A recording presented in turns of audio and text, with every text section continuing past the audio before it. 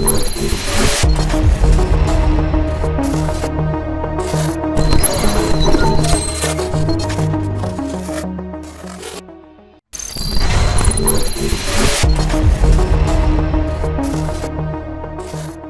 joined Lotus in 1998 and I've had a short break in between of about 10 years. I'm in my second stint at Lotus now.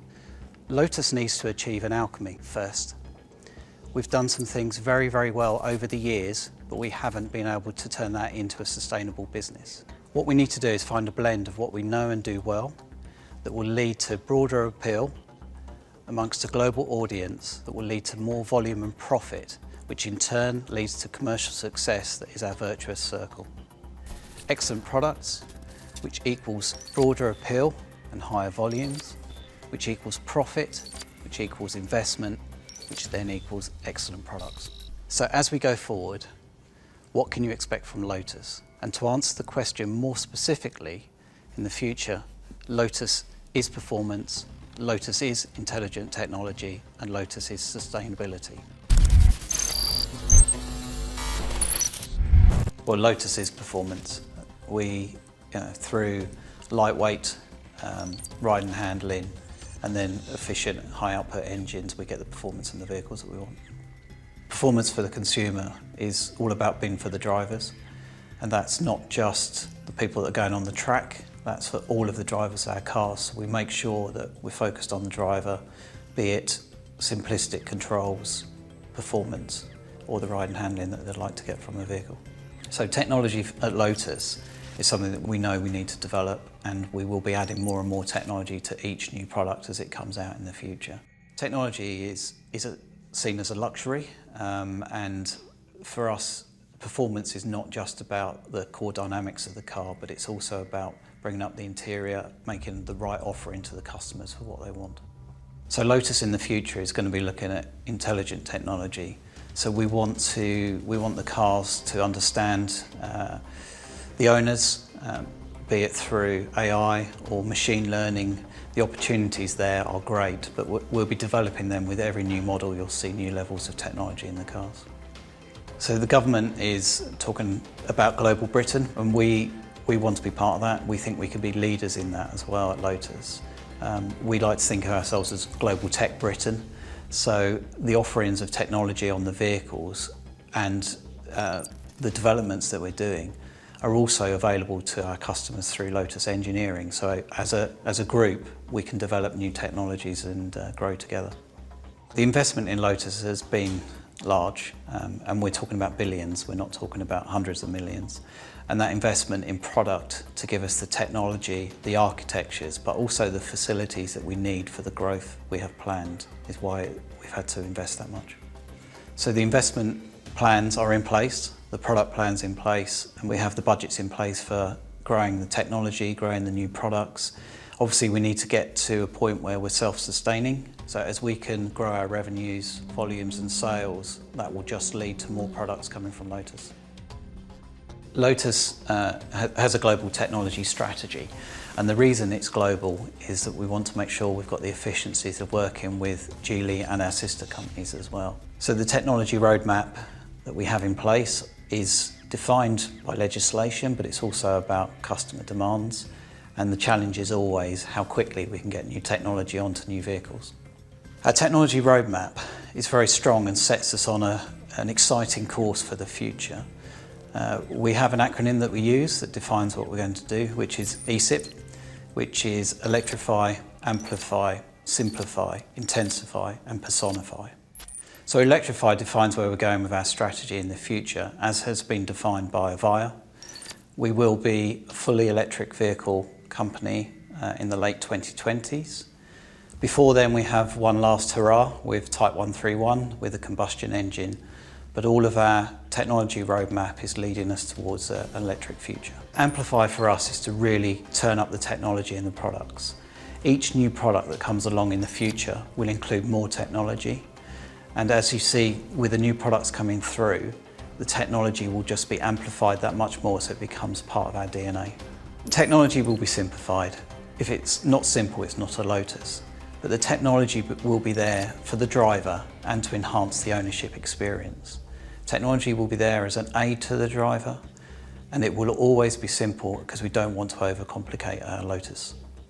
With every new launch, the role of technology will be intensified at Lotus. This work is being led by our global consultancy, Lotus Engineering. Lotus Engineering is gaining experience and reputation for technology areas including HMI, UI and UX. This is added to our specialities around driver engagement, ride and handling, aerodynamics and so much more. P is for personify. Technology is a luxury as it creates opportunities. It gives us massive scope to personalise our products and our customer experience to give them life and identity. For Lotus, the future is what a product can do. Customised through technology to adapt to our customers' preferences and goals. Sustainability is not just about the environment and our corporate social responsibility, even though that is hugely important to us. We're at a pivot point, moving towards an electrified product range after Type 131. This journey to net zero is well underway as we're working with our energy partner Centrica. Sustainability for us is also in a business context.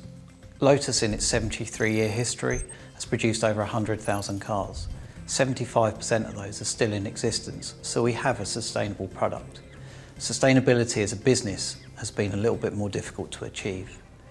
What we need to do is have a business that will last for a long time, hopefully forever, and to achieve this sustainability we need to have health and stability.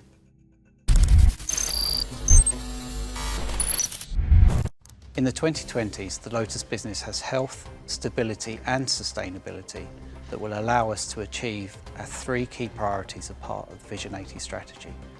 These are transforming our business, revolutionising our product range and delivering results every year.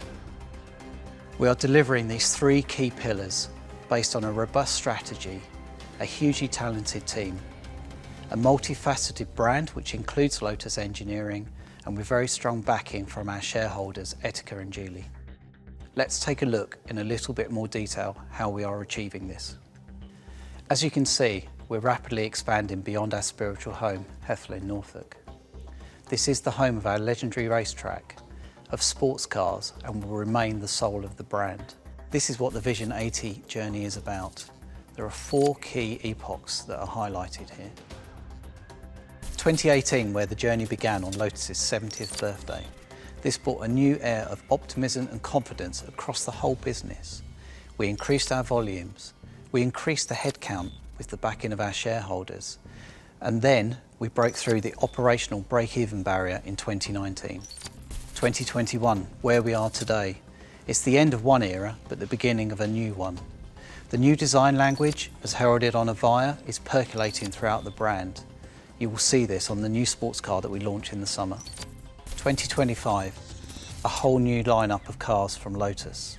Starting the year with a new sports car, we can't wait to share with you the generation of modern, leading tech, premium performance cars from Lotus. Watch this space. 2028, taking Lotus into its 9th decade with a completely transformed business. A global business with an entirely new and world-beating range of products. And having reached our target results of exponential growth in volumes, headcount, revenue and profits, our 80th birthday will be a real celebration to look forward to, and you're all invited.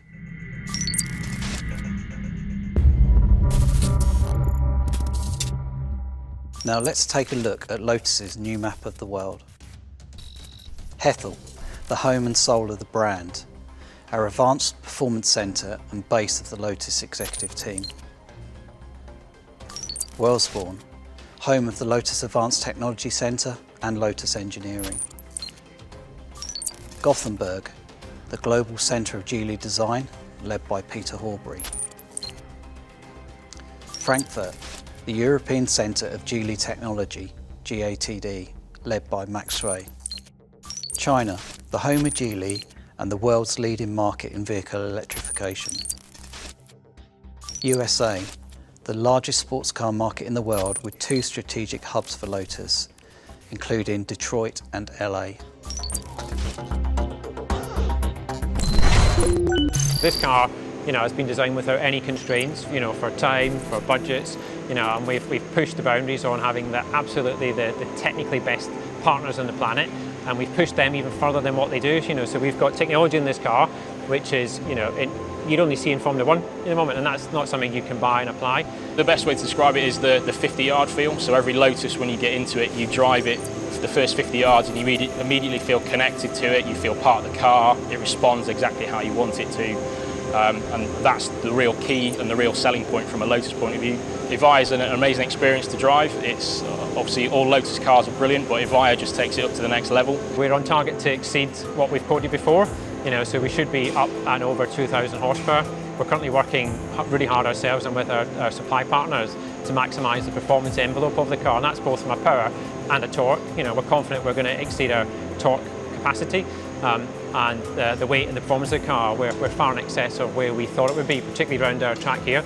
We're going to be the fastest ever road car, and even approaching some of the historical F1 cars that have been around our track. So the thing's going to be a real weapon.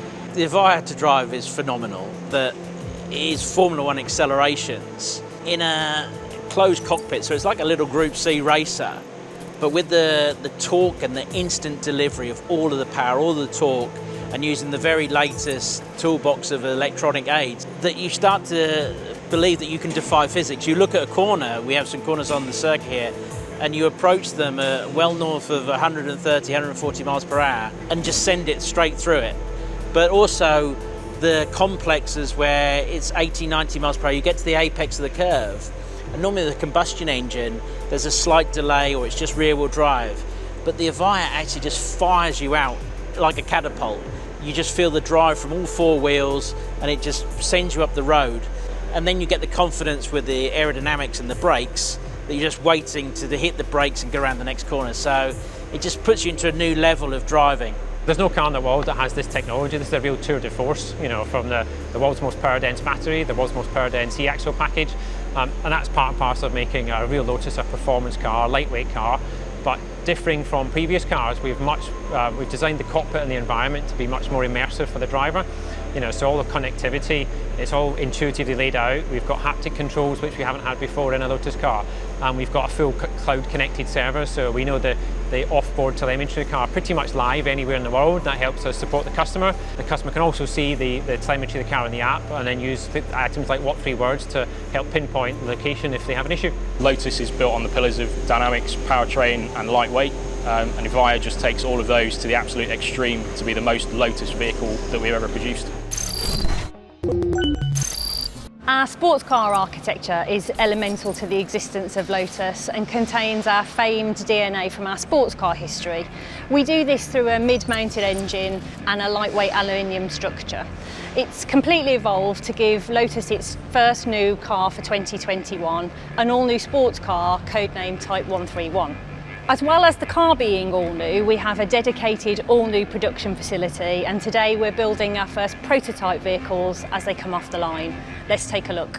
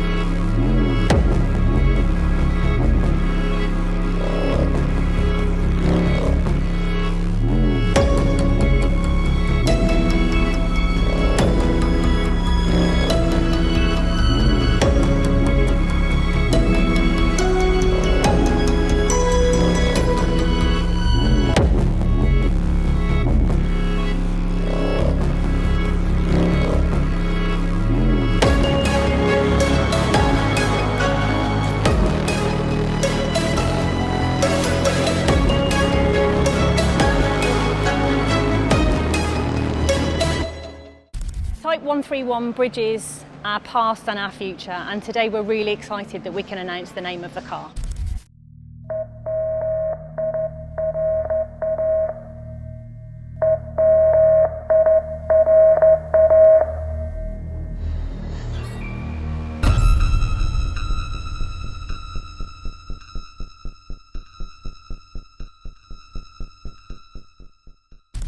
We're now going to go over to our studio to meet our design director, Russell Carr, to give us an overview of Emira's design language. I think what we've learned from designing the Evija really is we formed our views of what the new design language is. And obviously we'll adapt that for Emira and all the other cars that come up in the future in the most appropriate way, basically. So some of the things which are really key is getting the proportions right. We want the cabin hunkered down between the wheel arches, so you get these really muscular haunches on the vehicle, almost like the shoulders on a big cat, something like that. So the car's really planted on the road. We want to have very soft, fluid surface language with some really crisp lines on the surface as well, so that you've got this juxtaposition of the soft and hard. And we want everything to be really shrink wrapped around the mechanicals as well, because our cars are all about the driving experience, agility, etc. And we want to express that in the form, so we want something that looks very athletic and agile. And of course aerodynamics is really important to us as well, so we've obviously interpreted the car-by-air aerodynamic philosophies of Evija, but done it in an appropriate way for a car that's in the class that the Emira is in. Technology in the design process is really important. We sort of combine very classical techniques like hand modelling clay together with very modern techniques. So we also machine clay using 5-axis milling machines, but of course we've got computer technology, we use VR, and we use full screen projection as well. So part of the process that you'll see around the studio is that we'll be designing the car on the computer, we'll be viewing it on a large format screen, 4 meters inside. We'll be immersing ourselves into virtual reality as well. And really having all those different tools just really helps us. It helps improve the quality of the car because we can get into looking at the assembly of panels, looking at all the gaps, all the see-through conditions to make sure all that looks perfect and is really good quality. But it also allows us to see things very early on that perhaps we wouldn't have done in the past with just using a clay model. So for example, on the interior, we can go into a VR world, we can make ourselves look ridiculous putting the headset on. But with a computer model then, you can believe that you're inside a real vehicle. We sit inside our seating buck we put the headset on, and we can look over our shoulder and see what obscuration we've got on the C-pillar. We can see where the pillars sit. We can imagine reaching out and touching the surfaces of the instrument panel. So we do that all in combination with a physical model, but at the start of the process that's really important. And then the digital phase remains all the way through to us releasing the final data, and we tune that data to get perfect highlights on it, perfect gapping, make sure, as I say, there's no gaps where you can look through and see something you want to do. And of course this technology of using the digital format has been really useful during sort of lockdown, during the COVID crisis. We've been able to do a lot of work from home, which would be impossible with a clay model because it's not very easy to take a clay model home, but we're able to be spread around the country, all communicating electronically, looking at all these surfaces and details. So it's really kept us moving, it's kept the quality improving on the car, and it's kept the creative opportunities going because we can try many more things using digital technology. What we set out to do is we're always trying to do something that is thrilling. We are all about performance, so the product has to thrill you, has to excite you. No one buys a sports car for rational reasons. They have to be seduced into buying it through the emotion of the product. We want the product to be beautiful as well. We want something that stays attractive in the market for a long period of time, so it's got to be beautiful and glamorous as well. It has to be ingenious. We have to try new things in there, adapt technologies in a new manner because we're all about looking forward. It has to be memorable as well. There's lots of great vehicles out there, so we have to find things that are distinctive. So for example, on the back of the Evija, the way that we do the rear lights, the Venturi tunnels, the way they exit the vehicle, that's something that people remember and it's something to talk about. And then at the end of it as well, it has to also be recognisable as a Lotus. So that's how we think when we're doing a design language. Thanks, Emma and Russell. We can't wait to share more on Emira. I will today give you some more details on the powertrain. Contrary to some speculation, we are not going down the hybrid route. Instead, we're developing a new partnership which will give us a new powertrain offering. It will be highly efficient, use cutting-edge technology and of course have a high performance output. But for now, you will have to wait for more details. We will be sharing Emira with the world on the 6th of July, making its world debut from our all-new manufacturing facility here at Hethel. The reveal will be followed by a public dynamic debut at the world-famous Goodwood Festival of Speed on the 8th of July.